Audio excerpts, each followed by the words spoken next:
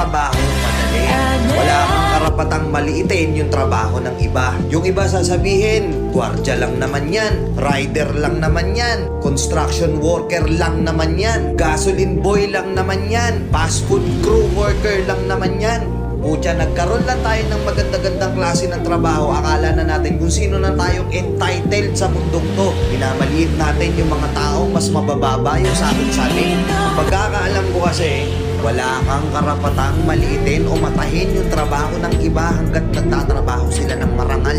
Walang trabahong madali. Lahat nagdadaan sa hirap. Lahat nagsasakripisyo. Kaya kung iniisip mong porket maganda-ganda yung trabaho at malaki-laki yung sinasahod mo, mamaliitin mo na yung mga trabaho ng mga taong nagtatrabaho na mas maliit yung sahod sa'yo. Mag-isip-isip ka.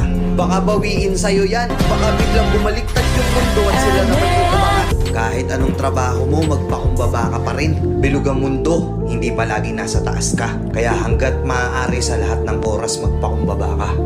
Diba?